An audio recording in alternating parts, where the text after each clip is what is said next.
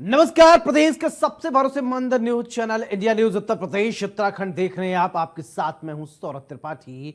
जगत गुरु स्वामी रामभद्राचार्य ने हाल ही में उत्तर प्रदेश के मेरठ में राम कथा के दौरान कुछ ऐसा कह दिया जिस पर पूरे सूबे की राजनीति गर्मा गई।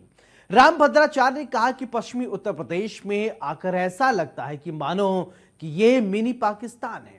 संभावना है कि उनका यह बयान वेस्ट यूपी में तेजी से बढ़ती मुस्लिम आबादी, हिंदू पलायन और कथित धार्मिक असंतुलन के चलते आया है। पर इससे भी इनकार नहीं किया जा सकता है कि प्रधानमंत्री नरेंद्र मोदी कि लाल किला के प्राचीर से इस साल बोले गए भाषण का एक स्वाभाविक विस्तार है। प्रधानमंत्री नरेंद्र मोदी ने देश की बदलती डेमोग्राफी पर चिंता जाहिर की थी। पीएम मोदी ने साफ साफ शब्दों में कहा कि मैं आज एक चिंता और चुनौती के संबंध में आगाह करना चाहता हूं। सोची समझी साजिश के तहत देश की डेमोग्राफी को बदलना जा रहा है। एक नए संकट के बीज बोए जा रहे हैं। ये घुसपैठिए मेरे देश के नौजवानों की रोजी रोटी छीन रहे हैं। ये घुसपैठिए मेरे देश की बहन बेटियों को निशाना बना रहे हैं।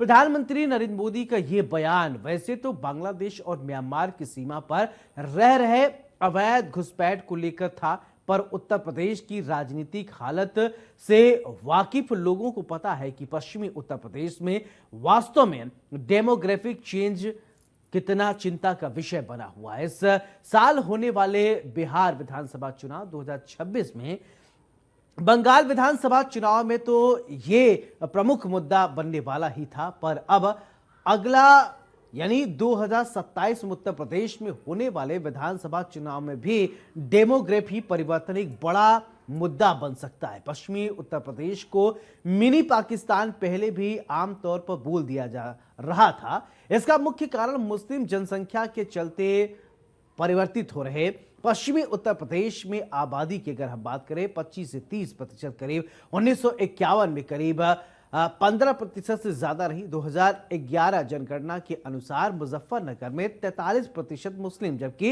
हिंदू बाहुल्य घट रहा है। उम्मीद की जा रही है कि नई जनगणना में मुस्लिम जनसंख्या का परसेंटेज और अधिक होगा। ऐसे में सवाल है कि अगर यूपी की डेमोग्राफी को निशाना बनाया जा रहा है तो फिर इसके पीछे किसकी साजिश है, कौन अपने नापाक मंसूबों को अंजाम दे रहा है। आज इन्हीं सवालों के साथ चर्चा करेंगे, लेकिन उससे पहले आपको कुछ बयान सुनवाते हैं। हम रामभद्राचार्य जी को पहले मानते थे संत, लेकिन अब वो सरकारी संत हो गए हैं। सरकार के इशारे पर कुछ संत ऐसे हैं जो इस तरीके की भाषा का इस्तेमाल करते हैं, जो हमारी माताओं बहनों का अपमान करते हैं, जो हिंदू मुसलमान करते हैं, जो मिनी पाकिस्तान और पाकिस्तान की बात करते हैं। कथा के दौरान मेरठ में जो बात कही है वो बात 100% सच है। मिनी पाकिस्तान नहीं महाराज जी, इस समय तो क्योंकि 20 साल पहले हमने उठाई थी, पश्चिमी उत्तर प्रदेश मिनी पाकिस्तान बन चुका है। अब तो देश की डेमोग्राफी के लिए हिंदुस्तान के प्रधानमंत्री ने लाल किले से कहा है भाई हिंदुस्तान की डेमोग्राफी चेंज हो गई है और पश्चिमी उत्तर प्रदेश डेमोग्राफी है वो तो इतनी चेंज हो रही है कि कल्पना नहीं कर सकते। जिस प्रकार से पश्चिमी उत्तर प्रदेश में हिंदुओं की संख्या घटते क्रम में है और कट्टरपंथी जिहादी आतंकवादी विचारधारा को पालित पोषित करने वाले, बढ़ावा देने वाले ऐसे ओछी मानसिकता के लोगों की जो जनसंख्या जो है बढ़ते क्रम में है, अत्यंत चिंतनीय है। जो उत्तर प्रदेश के भारत के डेमोग्राफी को चेंज करने के लिए जो है प्रयासरत हैं, ऐसे कुत्सित प्रयास को नकारने के लिए संपूर्ण जनमानस को संगठित होना चाहिए।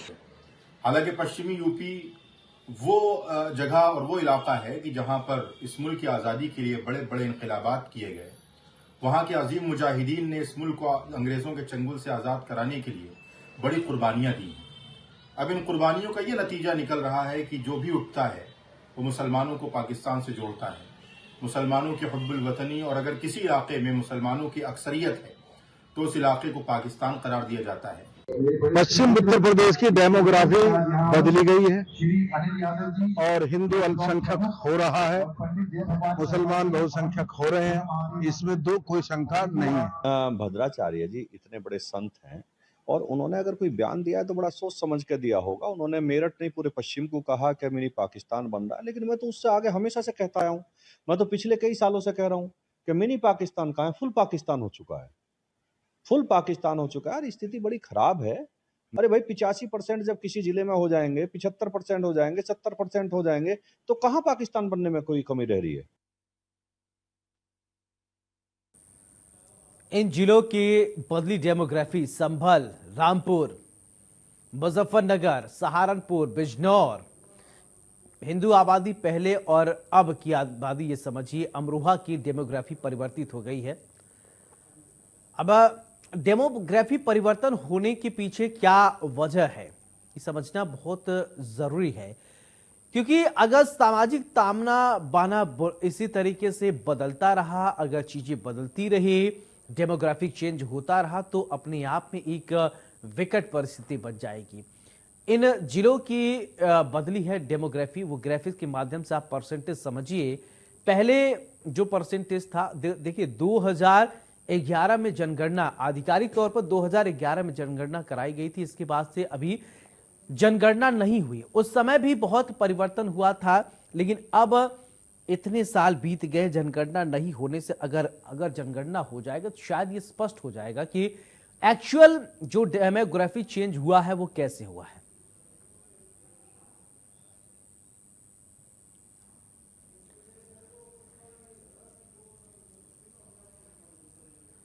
तो बड़ी बहस के बड़े सवाल, प्रदेश में अगर हम बात करें बढ़ेंगे मुसलमान तो क्या होगा अंजाम। प्रदेश में काम पर जिहादी, बदल रही है डेमोग्राफी, बढ़ेंगे मुसलमान तो क्या होगा अंजाम। धर्म के धंधेबाज पैसों की आड़ में क्या है प्लान, हिंदुओं की घटी आबादी, साजिश हुई बड़ी, डेमोग्राफी बदलाव के पीछे बड़ी साजिश। अब डेमोग्राफी ये चेंज जो हो रहा है वो बहुत समझने वाली बात होगी कि आखिरकार ऐसा क्यों हो रहा है, क्यों डेमोग्राफी चेंज हो रहा है, इसके पीछे वजह क्या समझ में आ रही है।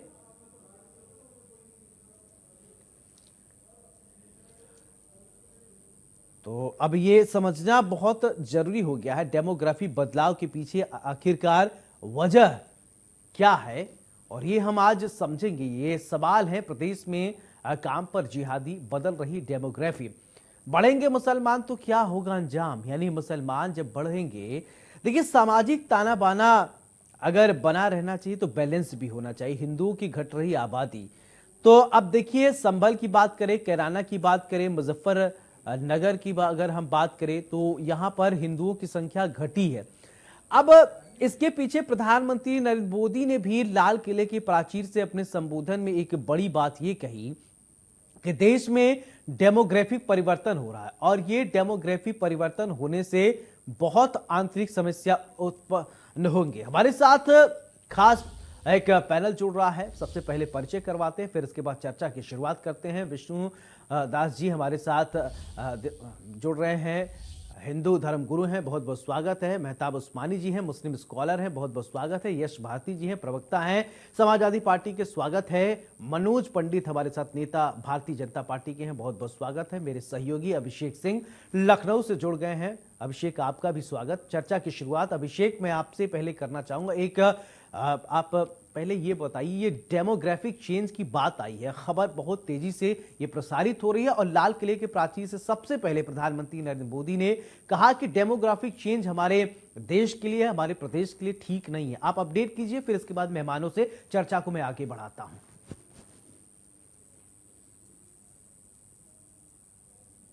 मंत्री ने इस बात की चर्चा की और मामला भी गंभीर है, क्योंकि सीधे तौर पर अगर किसी भी इलाके में इस तरह सामाजिक ताने बाने से छेड़छाड़ और फिर ये असंतुलित वाली स्थिति होगी तो वहां पर सीधे तौर पर कई सारी चीजें बदलेंगी। ये डेमोग्राफी नहीं बल्कि वहां की जनसंख्या, वहां के रहने वाले लोग और उनके मत और फिर वोट के अधिकार पर भी पूरी तरह निर्भर करती है।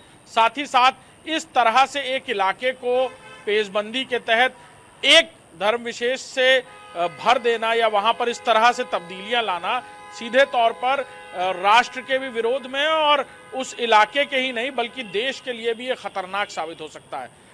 बड़ी बात ये कि इस तरह की घटनाएं उत्तर प्रदेश में बड़े पैमाने पर हुई हैं। बात अगर रामभद्राचार्य जी की तरफ से ये कही गई है, लेकिन इससे पहले कई इन्वेस्टिगेशंस में ये बातें सामने आई। बीते दिनों ये बात बहुत पुरानी नहीं, जिस तरफ मैं ले जाना चाह रहा हूँ, जी जी, बलरामपुर के एक इलाके में छांगुर नाम का एक आतंक शुरू होता है और फिर पता चलता है कि अवैध धर्मांतरण का ये सिंडिकेट पूरे देश में है। उसके बाद एक बात और निकल कर आती है जो बाकायदा यूपी एटीएस ने अपनी इन्वेस्टिगेशन रिपोर्ट में बाकायदा दर्ज की है और छांगुर और उसके लोगों के पर की गई एफआईआर में इस बात को दर्ज किया गया है कि सीमावर्ती नेपाल के आसपास के इलाकों में डेमोग्राफिक चेंज को लेकर काम कर रहे थे। ठीक है, यानी एक वर्ग विशेष के लोगों को ला कर बसाया जा चले रहा ठीक था। है, बीच बीच में और फिर अभिषेक उस मैं इलाके आपसे में इस तरह लेता की रहूंगा, तब्दीलियां कमेंट की लेता जानी रहूंगा। थी। चलिए जी। मेहमानों की तरफ रुख करते हैं। यश भारती जी, मेरा सवाल सबसे पहले आपसे, डेमोग्राफिक चेंज हो रहा है और उसको लेकर बहुत चिंता व्यक्त की जा रही, क्या आप मान रहे हैं कि आखिरकार वजह क्या है, कैसे डेमोग्राफिक चेंज होने लगा? क्या वोट बैंक के लिए या वजह कुछ और आपको लग रहा है? बताइए। अनम्यूट कर लीजिए। यश भारती जी, आपने आपको अनम्यूट करके बोलिए प्लीज। सौरभ भाई, मुझे नहीं मालूम, ईश्वर ने, अल्लाह ने, भगवान महावीर ने, गॉड ने, जीसस ने अपने अपने धर्म के आधार पर उनकी महिलाओं को अलग से शक्ति दी हो कि आप ज्यादा बच्चों को जल्दी तेजी से जन सकते हो, कुछ ईश्वरी ताकत दी हो। मैं जितना समझता हूं, एक जो पूरा साइकिल है वो 9 महीने का, और 9 महीने से पहले यदा कदा कुछ बच्चे जन्म ले लेते होंगे, लेकिन जच्चा बच्चा का जो जोड़ा है वो 9 महीने का समय लेता है। अब आप ये कहना चाहते हैं कि डेमोग्राफिक चेंज हो रहा है, यानी कि मुस्लिम महिलाएं बढ़ गई हैं, अब वो 9 महीने की जगह 6 महीने में बच्चे को जन्म दे देती हैं। हिंदू महिलाएं हैं वो 9 महीने में देती हैं, तो भैया उनका डेमोग्राफिक चेंज हो रहा है। जो मैं समझता हूं, ये आपको आंकड़े आजाद भारत से पहले देखने पड़ेंगे। संभल की जनसंख्या पहले क्या थी, आज क्या है? क्या कोई बहुत बड़ा अंतर आया? कोई बड़ा अंतर नहीं आया। केवल माहौल बनाया जा रहा है संभल के नाम पे, और जब तक डर नहीं बैठाया जाएगा तब तक वोट कैसे पड़ेगा? और ये डर दिखाने का काम भारतीय जनता पार्टी करती है, क्योंकि जिम्मेदारी काम की है, काम दिखाने की तो वो नहीं करेंगे। दूसरी बड़ी जो मैं बात समझता हूं, भारतीय जनता पार्टी की सरकार में उनकी मात्र संस्था आरएसएस है। अब आरएसएस गाना गाती है, आदमी हूं, आदमी से प्यार करता हूं, प्रचारक बन जाते हैं, शादी करते नहीं है। तो हिंदू की आबादी बढ़ेगी कि घटेगी? योगी जी शादी नहीं कर रहे, मोदी जी अपनी धर्मपत्नी को छोड़े बैठे हैं और लोग इनका अनुसरण कर रहे हैं। तो भैया शादी कीजिए, परिवार बसाइए, परिवार की पीड़ा समझिए, हिंदुस्तान की पीड़ा समझिए। आप परिवार के जवाब, परिवार की चिंता नहीं ठीक है, केवल ढोंग कर सकते हैं। मनोज जी देखिए, मोदी जी शादी नहीं किए हैं, योगी जी शादी नहीं किए हैं, वो उनका व्यक्तिगत विषय है, इस पर आप नहीं बोल सकते हैं। मनोज जी, मनोज पंडित जी, डेमोग्राफिक चेंज हो रहा है, क्यों चेंज हो रहा है, क्या वजह आपको लग रही है, उसको बताइए। देखिए, मेरे मित्र यश भारती जी जो कह रहे हैं उनकी वक्तव्य में विरोधाभास। आप देखिए कि मोदी जी शादी नहीं की या मोदी जी धर्मपत्नी को छोड़ दिया या योगी जी ने शादी नहीं की, ये एक अलग विषय है। विषय ये है कि रामभद्राचार्य जी की पार्टी किसी संगठन से तो जुड़े नहीं, उन्होंने तो वो बात कही जो उनको लगा। रामभद्राचार्य जी या कोई और व्यक्ति अगर इस बात को वक्तव्य देता है और वो अपना वक्तव्य व्यक्तिगत रखता है कि यहाँ पर रामभद्राचार्य जी की सभा या उनकी कथा मेरठ में चल रही है, और जो उन्होंने मेरठ में महसूस किया वो उन्होंने बता दिया कि मैं मेरठ में हूँ और मेरठ में मेरे को ये महसूस हो रहा है, ये फीलिंग आ रही है, तो उसमें विषय क्या है? आप ये लोकतंत्र है, लोकतंत्र जो है हर व्यक्ति, मेरी आवाज आ रही है? हाँ हाँ, बोलिए बोलिए। लोकतंत्र है, लोकतंत्र में हर व्यक्ति को जो है अपनी बात कहने का अधिकार है। रामभद्राचार्य जी बड़े संत हैं और एक तुलसी पीठ के पीछे धीश्वर हैं, और उनकी बात को बहुत तरीके से कहा जाता है और सुना जाता है। तो मेरा मानना ये है कि राम भद्राचार्य जी की बात को हल्के से ना लिया। उन्होंने जो अगर कोई वक्तव्य रखा है तो वो वक्तव्य जो है सोच समझ कर ही रखा था। उनको जो महसूस हुआ है आप कि भाई ठीक है 6 महीने में बच्चा नहीं, बच्चा 9 महीने में ही होता है, बिल्कुल ठीक बात है। इस बात की मुझे लगता है डॉक्टरेट की डिग्री भी ये बात ही है। बिल्कुल बच्चा 6 महीने में नहीं, बच्चा 9 महीने में होता है, मैं बिल्कुल सहमत हूँ इस बात पर। लेकिन कोई विषय ऐसा है कि क्या खुद को करना है या बच्चे को जो है बायोलॉजिकल तरीके से करना है। अगर हिंदू लोग हैं तो हिंदू कहते हैं कि ठीक है भाई एक बच्चा है तो काफी है, पर एक ऐसा वर्ग है जो कहता है कि बच्चे जो हैं वो अल्लाह की देन है, ठीक है। तो अल्लाह की देन में कहीं ना कहीं पॉपुलैरिटी बढ़ रही है, पॉपुलेशन बढ़ रही है, चीजें बढ़ रही है। तो उनका जो कहने का उद्देश्य था वो ये था कि कोई तो उस पर ध्यान नहीं दे रहा है, कोई उस पर ज्यादा ध्यान दे रहा है। तो चीजें पर आई हैं।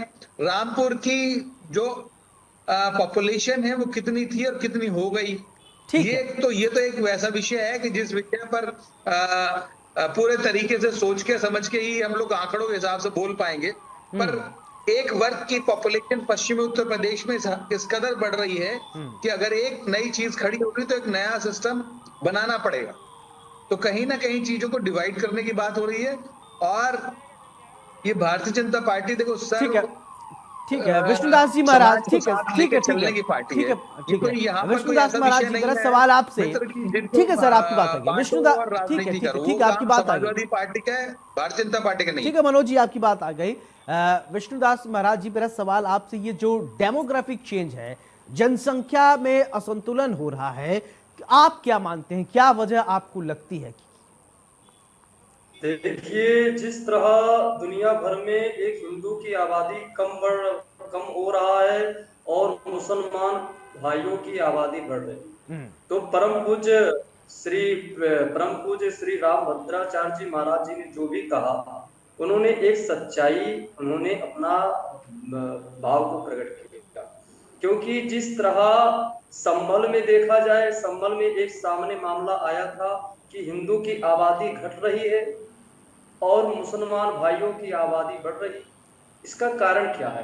कारण यह है कि उनका जो पवित्र इस्लाम धर्म में एक कुरान पुस्तक है, तो कुरानों में उल्लेख है कि छल से, कपट से जैसे भी आप आबादी को बढ़ाने के लिए अधिक अल्लाह पाक का संतान है और अधिक बच्चे, अधिक संतान होना चाहिए। अब हिंदुओं में है क्या है कि एक बच्चे अगर हो जाते हैं, एक बेटा बेटी हो जाते हैं, तो बाद में आगे सोचते भी नहीं हैं और कहीं न कहीं गर्भता के कारण, गरीब के कारण, कहीं धन के कमी के कारण इस तरह घटना देखने में मिलता है। तो जो चेंज हो रहा है वह बहुत अच्छी बात है। दूसरी बात कहने का मतलब है कि राम भद्राचार्य जी ने जो भी उन्होंने बयान दिया है, उस बयान को लेकर के जो कुछ लोग भुगला चुके हैं, उनसे कहना है कि आप अपनी बुद्धि, अपनी विचार सही लीजिए कर। वो एक महापुरुष हैं और नेत्रहीन भी हैं, तभी इतना उनके अंदर ज्ञान है शास्त्रों का और उनकी लाखों लोग बात सुनते हैं। तो उनके बात का कभी कहीं ना कहीं हिंदू और मुस्लिम में भी एकता का एक भाव है। उनकी बात को समझना चाहिए, क्योंकि आज के समय पर जिस तरह एक धर्मांतरण का भी खेल दुनिया भर में रहा है, चाहे वो छांगुड़ हो, चाहे बलरामपुर में हो, चाहे मतलब कहीं पर भी हो, तो इस तरह धोखाधड़ी के कारण से उनकी आबादी बहुत बढ़ रहा है। तो इसके कारण अगर परम पूज्य राम भद्राचार्य जी ने बयान दिया कि हिंदू को कष्ट हो रहा है, हिंदू की आबादी कम हो रहा है और मुसलमान भाइयों की आबादी बढ़ रहा है, ठीक है मेहताब उस्मानी जी, ठीक है स्वामी जी आपकी बात है, महाराज जी आपकी बात है, ठीक है उस्मानी साहब मेरा सवाल आपसे कि आखिरकार ये डेमोग्राफिक जो चेंज हो रहा है अचानक से तो हुआ नहीं होगा, एक दिन में तो हुआ नहीं होगा, लंबा प्रोसेस है। और जैसा कि अभी एस जी बता रहे थे बायोलॉजिकल चेंज वो बता रहे थे, वो बायोलॉजिकल चेंज भी देखिए और सीमा पार से अभी कैसे घुसपैठिए आ रहे हैं उस पर मैं अभी आऊंगा अभिषेक से प्रतिक्रिया लेने, लेकिन पहले मेहताब जी बताइए कैसे डेमोग्राफिक चेंज हो रहा है? देखिए, पहले तो मैं जो संत हैं भद्राचार्य जी, जो उन्होंने टिप्पणी की, मैं उन पर कुछ कहना चाहूंगा। हाँ, पहली बात तो ये, एक जिनको मुझे लगता है शायद बचपन से उनको नजर नहीं आता, जी। उनके माध्यम से आप डर का माहौल फैला रहे हैं। हाँ, बताइए, एक संत जो देख नहीं पा रहे, उनसे आप कहलवा रहे हैं कि मुसलमानों की जनसंख्या बढ़ रही है। उन्होंने, उनको कैसे पता चला? किसी ने तो बताया होगा ना उनको। इतने विद्वान आदमी का सहारा लेके आप डर का माहौल पैदा कर रहे हैं, क्यों? सिर्फ राजनीति के लिए ना? वरना बताइए, संतों का काम यह है कि कितनी जनसंख्या कहाँ बढ़ रही है? नहीं, संतों का काम है अपना प्रवचन दें, लोगों को अपने धर्म के बारे में बताएं, ये काम है संतों का। संतों का काम ये नहीं है कि कितनी जनसंख्या मुसलमानों की बढ़ी है, कितनी यादवों की बढ़ी है, कितनी ब्राह्मणों की बढ़ी है, कितनी किसी और कास्ट की बढ़ी है, ये काम नहीं होता। आप उनका इस्तेमाल, अरे वो उनको उनको बेचारों को दिखता नहीं है, आप उनसे कहलवा रहे हैं कि मुसलमानों की। उन्होंने कैसे देख लिया? आप ये बताइए, किसी व्यक्ति ने तो कहा होगा ना अच्छा, उनसे। बढ़ रहा है तो ये गलत ऐसे बोल दिया विचार क्या? तंत्र के दिमाग में उस्मानी जी, डालने अगर क्यों जाते हैं? जनसंख्या बढ़ी है, संभल संत से के- लोगों सुन का लीजिए, पलायन सुन हुआ लीजिए, है, प्लीज। शामली एक से लोग संत के पलायन कर रहे माध्यम हैं, से कैराना आप- से लोग जा रहे हैं, एक तो संत गलत के बोल दिया है माध्यम क्या? से आप इस तरीके की बातें और डर का माहौल फैला रहे हैं देश में, क्यों भाई? क्या क्या मुझे ये बताइए। अच्छा, डर का माहौल है या आंकड़े बता रहे हैं? डर का माहौल है सर ये। आप ये बताइए, आपको मुस्लिम जनसंख्या से दिक्कत है या देश की बढ़ती हुई जनसंख्या से दिक्कत है? आप कभी नहीं कहते इस बात को।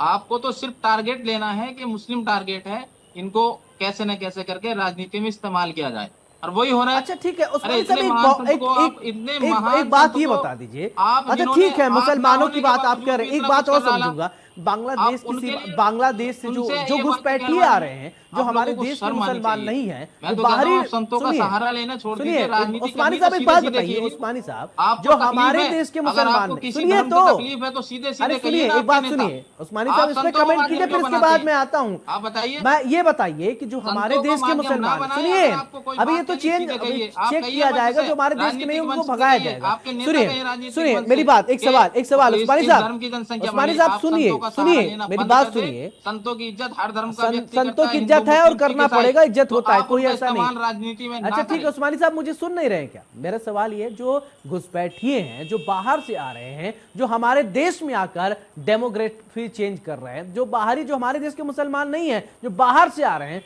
किसी तरीके से इलीगल तरीके से आधार कार्ड बनवा ले रहे हैं, वोटर आईडी बनवा ले रहे हैं, और यहां पर रह रहे हैं, यहां पर अंदर घुस के हमारे देश में, हमारे देश के ताना बाना को खराब कर रहे हैं, उन पर कार्रवाई होनी चाहिए कि नहीं?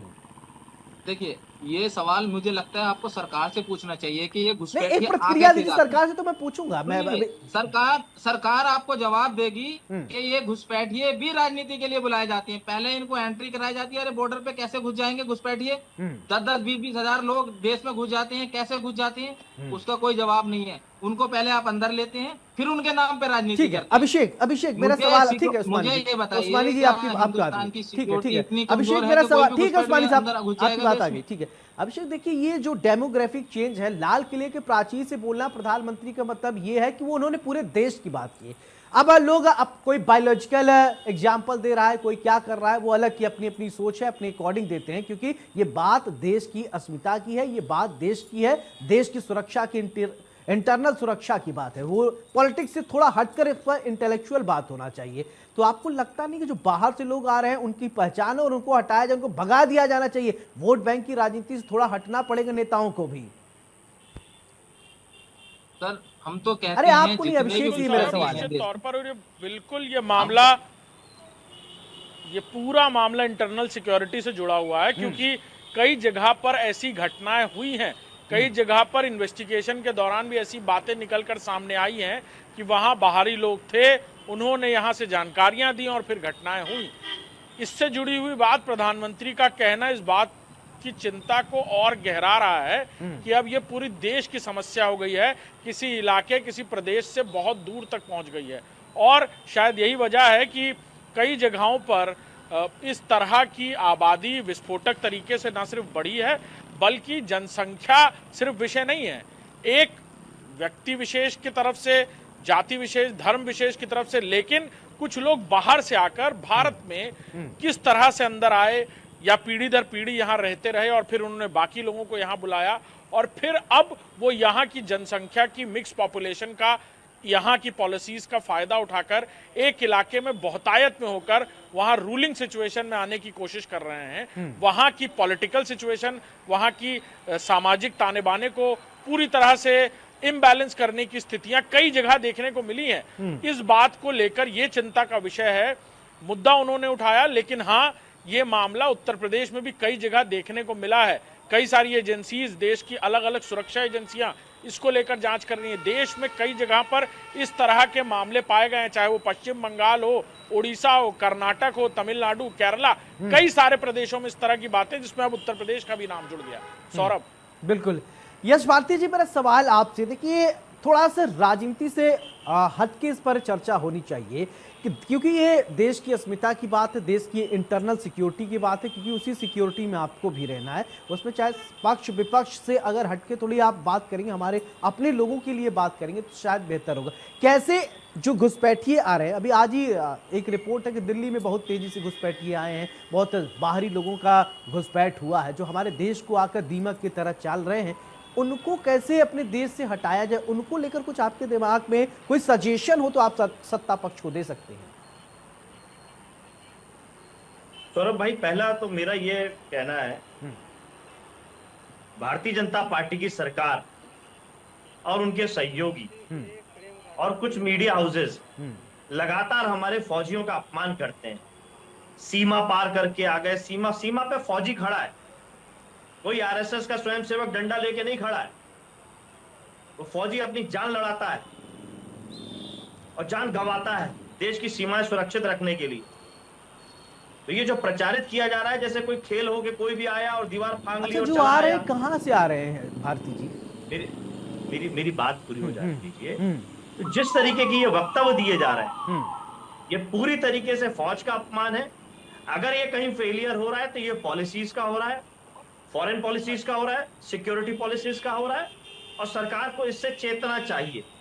अगर जानकारी में ये सारी चीजें आ रही हैं कि बाहर से घुसपैठ बढ़ रही है, तो घुसपैठ क्यों बढ़ रही है, ये उसको ध्यान देने की आवश्यकता है। ये किसके लिए कह रहे हैं, कौन रोकेगा? दूसरी बात, ये जो प्रचारित किया जा रहा है कि डेमोग्राफिक चेंज होने से चीजें बिगड़ेंगी, डेमोग्राफिक चेंज हो रहा है, तो डेमोग्राफिक चेंज तो मुझे लगता है नरेंद्र मोदी जी ने ही बताया था ना, कि उनके घर के आसपास सारे मुसलमान रहते थे, घर पे खाना नहीं बनता था, खाना आ जाता था वो खा लेते थे, बेचारे भूखे रहते थे। तो ये तो मिनी पाकिस्तान तो उस दिन भी बन गया था। तीसरा मेरा बड़ा सवाल है, जो राम भद्राचार्य जी और भारतीय जनता पार्टी के नेताओं का जो शुरुआत में आपने बाइट दिखाई, पाकिस्तान से अर्थ क्या है?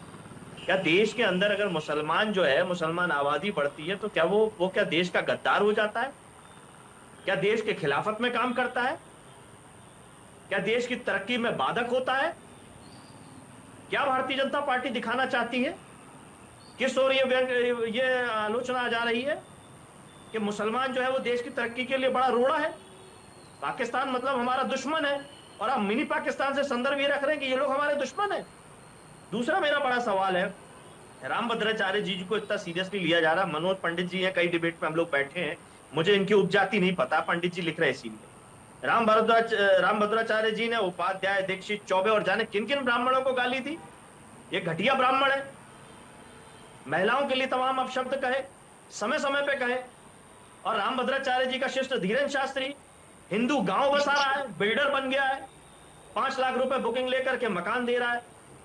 तो ये धर्म कर्म से इनका कोई लेना देना नहीं है। धीरेन्द्र शास्त्री कहते हैं 40 बच्चे पैदा करो। क्या आप अपनी माँ, बहन, बेटी से ये उम्मीद रखते हैं? मैं अपनी माँ, बहन, बेटी से बिल्कुल उम्मीद नहीं रखता कि 40, जो पीड़ा होती है एक बच्चा पैदा करने में, वो महिला समझती है।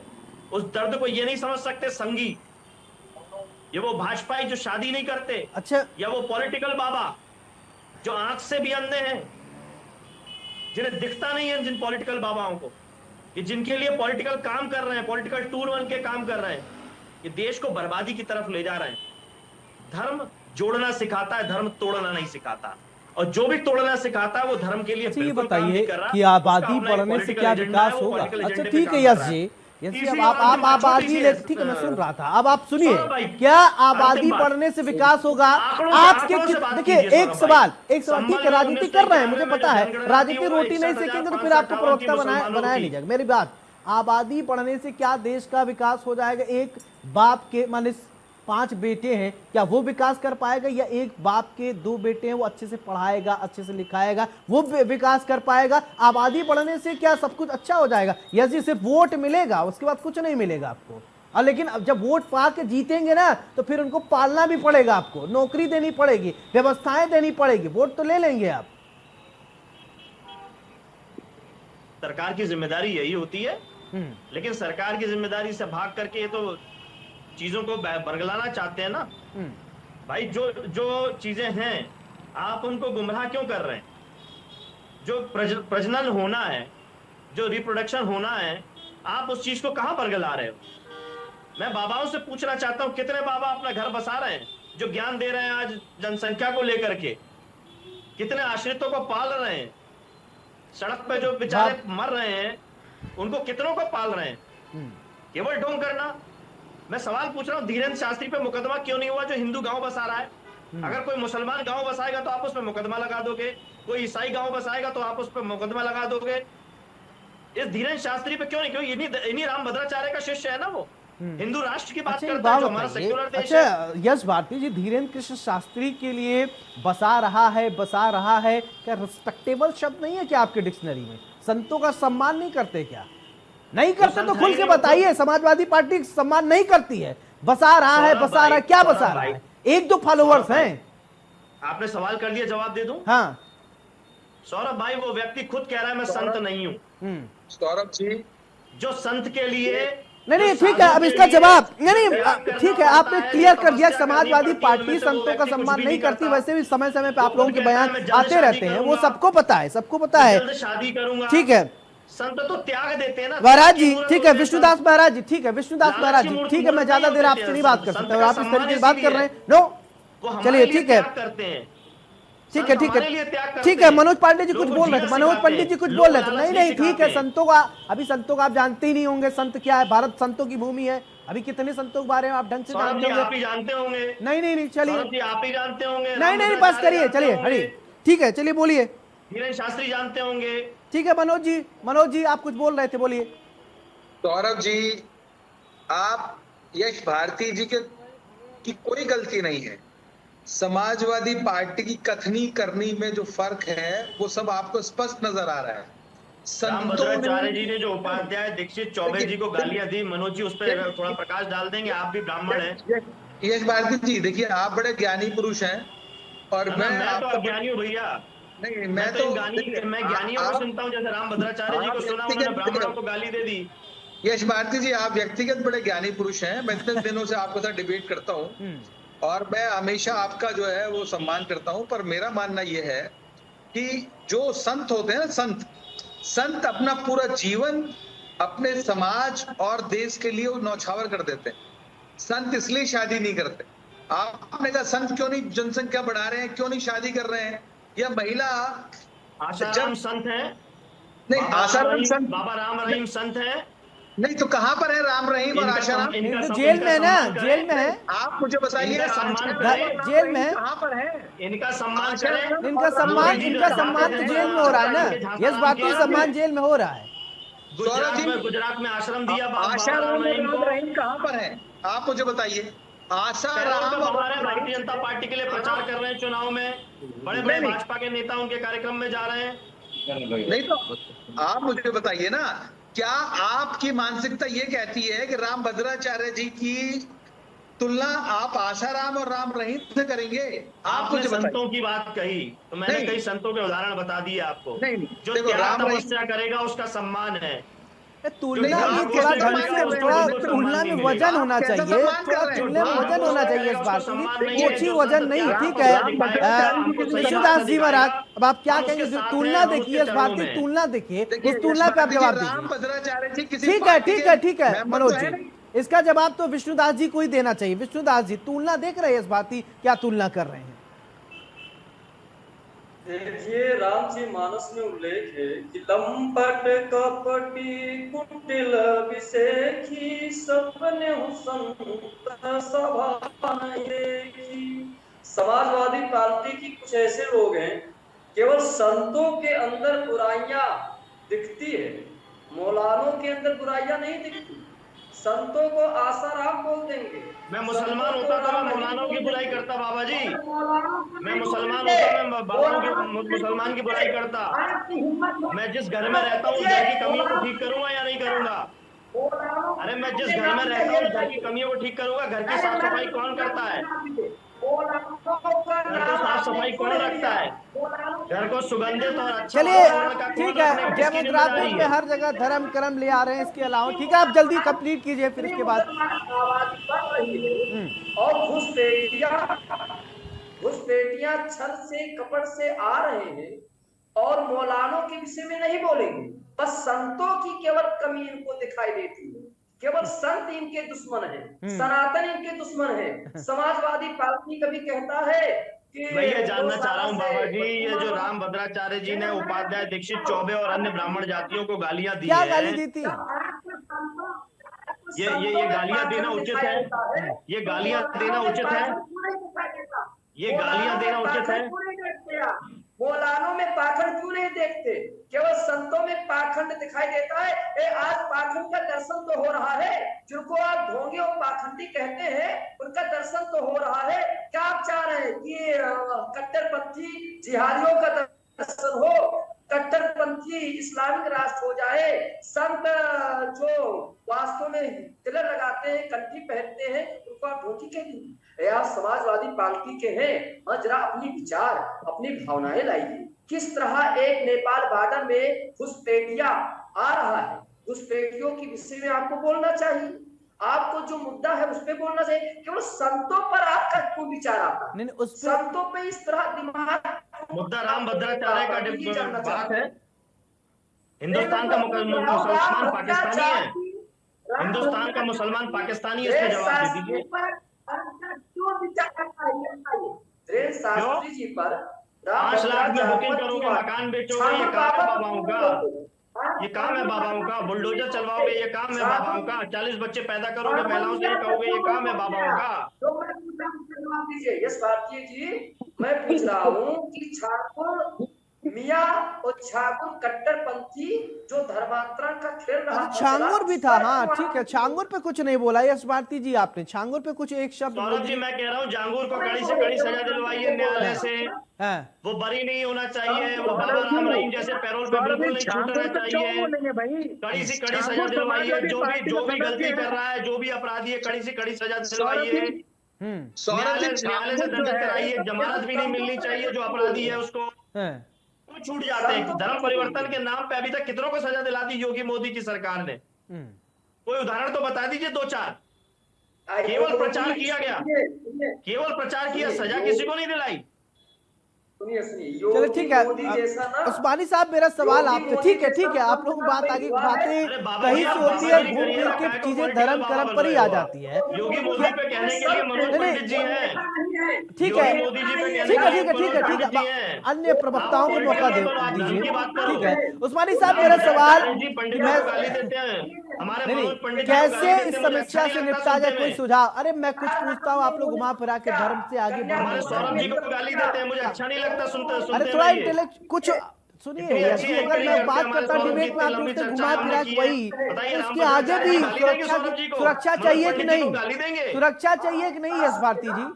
घर के लोगों को या आसपास के चीजें अगर बिगड़ रही, सुरक्षा चाहिए ना, तो उस पर भी थोड़ी चर्चा हो जाए। घुमा फिरा के धर्म पे सब लोग आ जाते हैं, ठीक है, धर्म के ऊपर भी थोड़ी धर्म से ऊपर उठ के थोड़ी राजनीति करने की जरूरत है। एजुकेशन चाहिए कि नहीं यश भारती जी? हॉस्पिटल चाहिए, सड़क सुविधा, ये सब चीजें चाहिए ना, इन चीजों पे भी बातें होनी चाहिए। घुमा फिरा के वहीं मत आ जाइए आप लोग, ठीक है? उस्मानी जी नहीं अभी रुकिए उस्मानी जी, मेरा सवाल आपसे कुछ भी, 1 मिनट रुकिए उस्मानी जी, मेरा सवाल कि डेमोग्राफिक चेंज पर हम बात करें, घूम घूम के सब लोग धर्म पर आ रहे हैं, डेमोग्राफिक चेंज में कैसे बैलेंस बनाया जाए, इसको कुछ आपके मन में कोई बात हो, सजेशन हो तो आप दीजिए। तो डेमोग्राफी चेंज की आप बात कर रहे हैं, डेमोग्राफी चेंज हो रही है तो इस पे सरकार काम करेंगी या संत काम करेंगे? आप ये बताइए मुझे। देखिए पहले आप इस बात को माइंड मत करना, पहले संतों का क्या था कि सादा आचरण, शुद्ध विचार, और अब क्या है, शक्ति प्रदर्शन और मुसलमानों को मार, ये संतों का काम हो रहा है। भाई एक बात मैं बताइए, बाबा जी संतों को टारगेट रुकिए, नहीं, बाबा जी देखिए जो रुक सही जाइए, है रुक वो जाइए, सही रुक है, जाइए, उसको सुन आप लीजिए। डिनाई नहीं कर पेशेंस सकते रखिए, हैं। सुन उस्मानी लीजिए। जी साहब आप पहले डिनाई नहीं कर सादा सकते। आप सादा आचरण था, शुद्ध विचार थे, अब शक्ति आचरण से प्रदर्शन। उठिए, भाई आचरण मुझे से एक बात उठिए। बताइए, आप आचरण से एक बात आपका बताइए, काम आपको धर्म का अच्छा प्रचार करना एजुकेशन है या चाहिए राजनीति का नहीं? प्रचार करना है? एजुकेशन चाहिए, आप कहते हो डेमोग्राफी एजुकेशन चाहिए उस्मानी साहब, डेमोग्राफी शिक्षा चाहिए। बाबा जी सुन लीजिए प्लीज, हाँ, सुन लीजिए। डेमोग्राफी चेंज की बात कर रहे हैं आप मुझे सुन लीजिए सर, सुन लीजिए, आप सुनते क्यों नहीं है? मैं तो कुछ मुझे भी मौका दो ना बोलने का। अरे ये सारा ऋषिराज जी राजनीति बोलने का दीजिए, काम भी आप उनको ही सुनिए करोगे, तो हमें उनके थोड़ा मन में मौका क्या दो है ये बोलने भी का जानना बाबा बहुत जी। जरूरी है। सुनिए सुनिए। मैंने सिंपल बात पूछी है कि साधु का काम सादा आचरण शुद्ध विचार होते थे, अब शक्ति प्रदर्शन कहाँ से आ गया इसमें कि अपने साथ मेरे साथ चलो, मैं हिंदू राष्ट्र बना दूंगा, अच्छा, मैं जो ये कर दूंगा। मौलाना सुन लीजिए लोग और बयान एक बात देते और, हैं, एक जो बात मौलाना और, फतवा जारी कर देते हैं भाई छोटी कोई छोटी बातों डेमोग्राफी पर, चेंज उनका अगर क्या हो काम रही है? है तो उस पर सरकार विचार करेगी, क्यों हो रही है, क्या रीजन है, कहाँ से घुसपैठिया आए, कौन लाया घुसपैठियों को, किसकी कमी से घुसपैठिया देश में घुसे, ये काम सरकार का है ना। अब सरकार तो पीछे हट जाती है, प्रमोट कर रही है बाबा जी मैं हिंदू राष्ट्र बना दूंगा, मेरे साथ पैदल यात्रा करो, एक बाबा जी कहते हैं, एक कहते हैं कि विचारों को दिखता नहीं है, फिर भी वो कह रहे हैं कि मुसलमानों की जनसंख्या बढ़ गई है। भाई किसी ने तो बताया होगा ना उनके कानों में कि ऐसा ऐसा हुआ है, तो आप क्यों ऐसे ऐसे काम करते हो? और चलिए, दूसरी ठीक है। एक और बात मेरी, ठीक है, आपकी बात आ गई। अभिषेक मेरा सवाल आपसे, ठीक है ठीक है, सुनिए देखिए सर, एक डिबेट सेकंड बस मैं ठीक है खत्म ठीक है, कर उस्मानी साहब आपकी बात मैं आ खत्म गई। कर अभिषेक मेरा सवाल देखिए, मुस्लिम समुदाय ठीक के है ठीक लिए है खाली ठीक है, एक संत सवाल ले सुन लेता हूँ, लीजिए, अपने पहले सहयोगी तो से भी सरकार पूछ ही लेने पीछे दीजिए, पड़ी वो थी, भी मूक उसके बाद दर्शक नहीं है, पूरी वो भी हिंदुस्तान की उनको मीडिया लाना पड़ेगा हिंदू चर्चा में। मुस्लिम करने ठीक में है लगी ठीक है है। उस्मानी साहब, अब ठीक है बाबा भी उतर आए सड़कों पे, ठीक है अब बाबा भी हिंदू ठीक मुस्लिम है वाले भाई उस्मानी के साहब। धर्म अभिषेक को मेरा क्यों सवाल टारगेट कर रहे देखिए, हैं? कोई भी आप आप उनकी सवाल राजनीति के पूछे, चक्कर में कहीं आपकी जाइए, भाईचारा क्यों खत्म घुमा करना फिरा के चाहते हो? धर्म कर्म के आगे लोग बढ़ ही नहीं पा आप रहे हैं। टारगेट देखिए जो ठीक ले रहे है हैं ना, उस्मानी साहब, ठीक है देखिए सर मैं बताऊं सर, आप ठीक सुन है लीजिए ठीक है, एक अब सेकंड बात मेरी बताइएगा, मैं अभी मीडिया मैं रोज वापस आऊंगा, आप रोज बात मीडिया में बताइएगा। सुन लीजिए एक सेकंड बस मैं खत्म कर रहा हूँ। हाँ। आप शेंगुर बाबा की बात कर रहे थे अभी थोड़ी देर पहले, अगर यही अपराधी कोई और होता ना तो उसको कहते अपराधी, अगर ये सिंगुर बाबा है तो उसका 100 बार इसमें क्या होता है मीडिया में, अगर कोई मुस्लिम अपराधी है तो मैंने खुद देखा है उसका नाम कम से कम 20 बार बताएगा मीडिया चैनल पे एंकर के समीर है, समीर खान है, समीर। अगर कोई हिंदू अपराधी होगा तो उसे कहेगा एक अपराधी था, उसको पकड़ लिया। भाई ये आपको क्या किसने कर रहे कह हैं दिया? ये धर्म की किसने कह दिया राजनीति? एंकर नहीं आप बोलता है? सरकार के ये एजेंडे किसने आपको आप बता दिया? सरकार के एजेंडे ये प्रमोट कर किसने रहे हैं आपको दे चैनलों दिया? पे, ना क्या कर रहे ये हैं? गलत बोल रहे हैं। आपका काम है देश में भाईचारा बनाना, आप अरे ये भाईचारे गलत को बोल रहे छोड़ो, हैं, आप एंकर पे देश में फालतू नफरत का ना माहौल ना ना बनाने ना, के चक्कर में ऐसा लगे। कोई एंकर नहीं करता कि इंडस्ट्री कोई सर एंकर मैं नहीं करता 1000 हो। आप मुझे बताएंगे, 1000 में आप डिबेट मुझे देख चुका बताएंगे हूं और एंकर मैं पे कर क्या चुका हूं। ना आपको कहो आप तो मैं मत लाइव बताइए, एग्जांपल दिखा दूंगा। आपके सर्टिफिकेट की जरूरत नहीं कि एंकर क्या करता है, मैं किसका नाम सर्टिफिकेट देता है, नहीं दे रहा, किसका मैं नहीं सिर्फ नहीं अपने नहीं उस्मानी अपने विचार साहब, बता रहा हूँ ठीक है कि ठीक जो है, होता है वो ये हकीकत मत आपको बताइए बता रहा हूं। एंकर क्या करता है, ये मत बताइए, ये मुझे मत बताइए प्लीज, तोड़ने का काम थोड़ी आप ये मुझे मत बताइए। एंकर आप 2047 तक जो साधु मुस्लिम संत राष्ट्र बनाने की देखिए, सपना लेकर चल रहा सरकारों है, को मैं उसके नहीं बारे कहता, में आप महिमा मैं मंडन कर रहे हैं तो राजनीतिक पार्टी करिए को नहीं। नहीं कहता वो तोड़ने का काम कर रहे हैं, जोड़ने का वो राजनीति है, लेकिन मैं गुजारिश करूंगा, मेरी रिक्वेस्ट है खासकर संत समाज से कि भाई आप लोग इन राजनीति में ना पड़े और ये देश को तोड़ने का काम ना कराएं। आप बड़े बड़े आदरणीय होते हैं, सब बड़े ही सम्मानित होते हैं सबके लिए, हर धर्म के लिए, तो आप इनकी राजनीति से दूर रहें। मदरसों में एक मामला सामने आया था कि जब एक मौलाना छोटी बच्ची के साथ गलत करा था, तब आप लोग कुछ नहीं बोलते। ऐसे मौलाना को तो हम कहते हैं फांसी पे चढ़ा दो सीधे, हम ऐसों की पैरवी नहीं करते, सीधे फांसी पे चढ़ाओ। अगर कोई रेप अभी का कई सारे मौलाना वीडियो आए, मिलता है, उस पर फांसी नहीं पे चढ़ाओ, जाएंगे, हम ठीक है, तो आप सुरक्षा सीधे बात पैरवी करें, नहीं, ठीक हम तो है ऐसे की ठीक है पैरवी ठीक है नहीं ठीक है, उस करते। बात पे आएंगे, पैरवी नहीं आता हूँ एक मिनट। अभिषेक मेरा सीधे सवाल फांसी पे चढ़ाओ। आपसे, अभिषेक मेरा सवाल आपसे, डेमोग्राफिक चेंज पर हम बात कर रहे हैं। देखिए जो हमारे प्रवक्ता है मुद्दा को डिरेल करते हैं, देखिए हम बहुत महत्वपूर्ण विषय पर बात कर रहे हैं, इसमें शांति से बात होनी चाहिए, घुमा फिरा के धर्म पर आ जा रहे हैं, किसी को अपनी सुरक्षा से मतलब नहीं है, बस वोट मिल जाए, सत्ता में आ जाए, फिर इसके बाद सत्ता की चाशनी मिल जाए, बस बात खत्म, उससे किसी कोई लेना देना, उस पर बात ही नहीं हो रही है। इतनी देर से 46 कितने लगभग 36 मिनट हो गया डिबेट करते हुए, लेकिन उस पर हम आ ही नहीं पा रहे हैं मेन मुद्दे पर।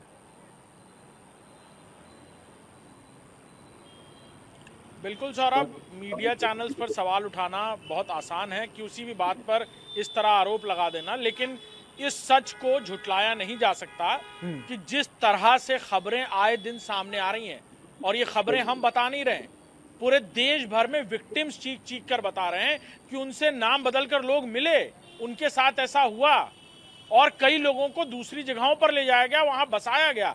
पूरे देश भर से विक्टिम सामने आ रहे हैं। तो ये बात हम नहीं कह रहे हैं, ये विक्टिम्स आकर के बता रहे हैं। उनको भी ये बात देखनी समझनी होगी और इस गंभीर विषय पर जरा सोचना होगा कि इन इलाकों को खासतौर पर चुना जा रहा है। क्या वहां पर आबादी मिक्स पॉपुलेशन में कौन लोग रह रहे हैं? हर आदमी को आप शहर में जानते हैं नहीं जानते। कई बार इन्वेस्टिगेशन हो रही है, आईबी रिपोर्ट दे रही है, देश की अलग अलग एजेंसीज रिपोर्ट दे रही हैं। ये गंभीर विषय है, इस पर राजनीति से हटकर सोचने की जरूरत है।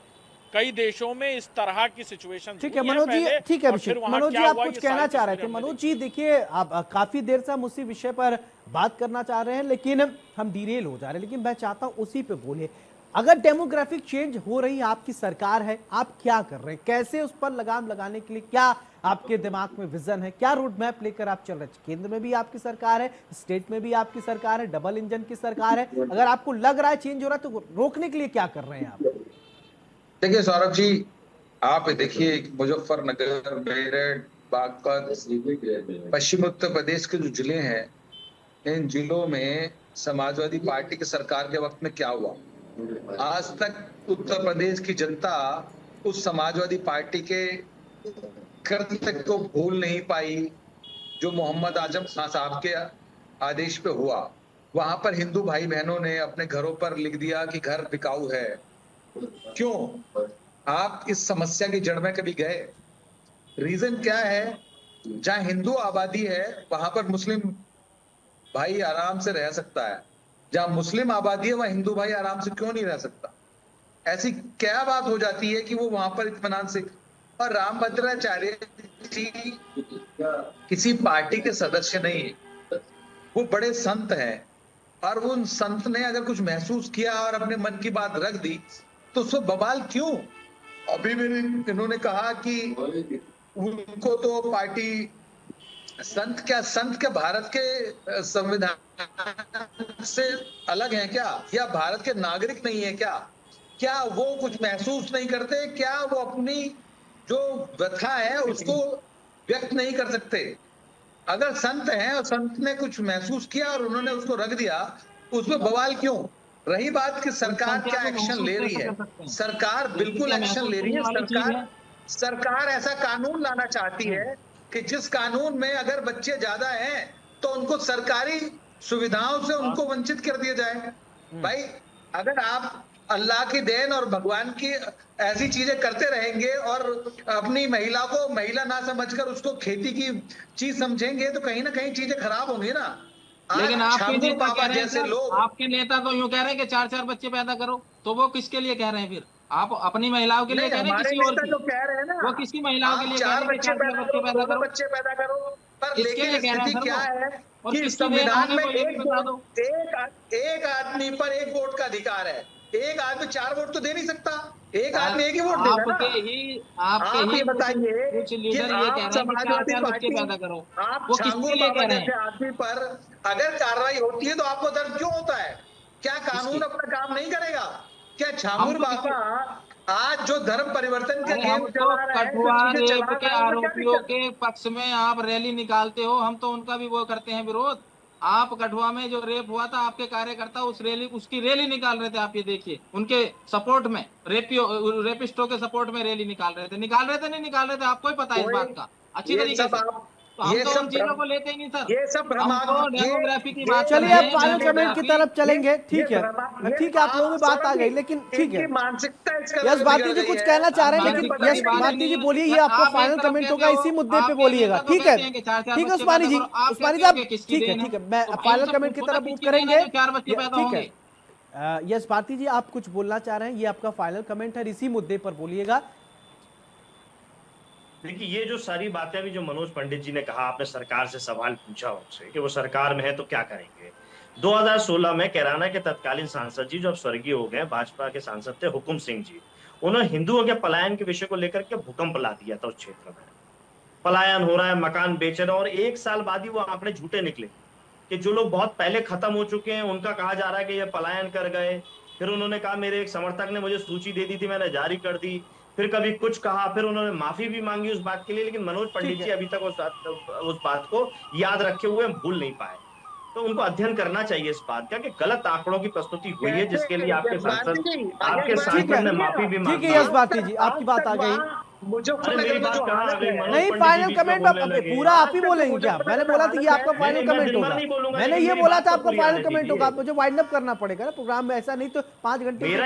मेरा ये कहना है, जिस तरीके से आप हिंदू और मुसलमान के भाईचारे को खतरा बना करके पेश किया जा रहा है, ये देश के लिए सबसे बड़ा खतरा है।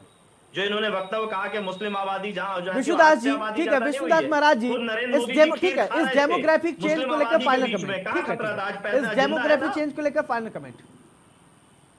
देखिए, वो जो चेंज हो रहा है वह गलत है, ऐसा नहीं होना चाहिए। और एक बात और बताना चाहता हूँ कि मोहन भागवत जी का एक बयान आया था कि 1 से 2 है, तो 1-2 संतान सभी को होनी चाहिए, संख्या कम होनी चाहिए, आबादी पर रोक बाबा जी मोहन भागवत जी से कहिए शादियों को प्रचलन करवा दें। नहीं बोला, आपकी बीच नहीं बोला, आप सुन लीजिए, आप सुन क्यों नहीं पाते?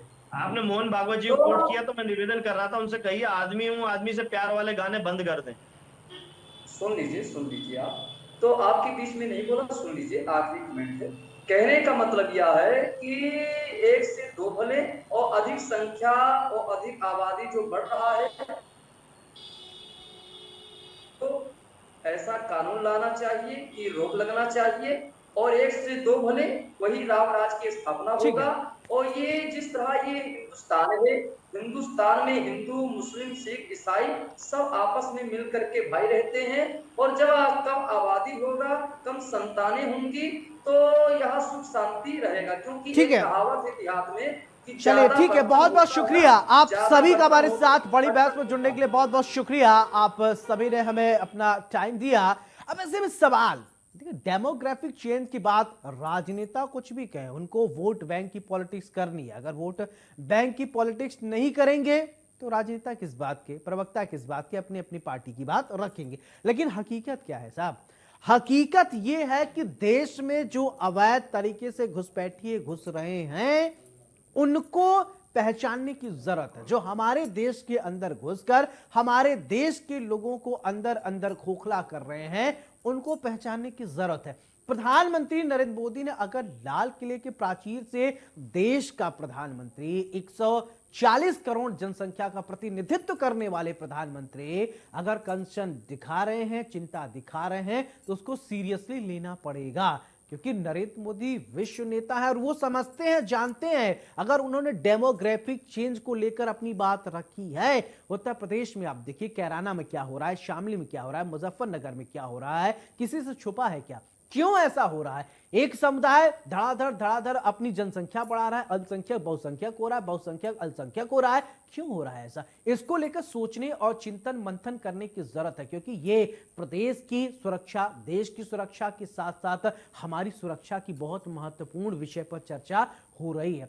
नेताओं से पूछो तो ये इधर उधर घुमा देते हैं, बातों को घुमा देते हैं, लेकिन बात गोल गोल घुमाने से नहीं। ये हमारी और आपकी सुरक्षा की बात है, ये हमारी आपके एजुकेशन सिस्टम की बात है, ये हमारी आपके पढ़ने लिखने और बच्चे के भविष्य की बात है। इसलिए आपको हमको सोचना जरूर पड़ेगा, सोचिएगा जरूर। बड़ी बहस में मेरे साथ फिलहाल इतना ही। नमस्कार।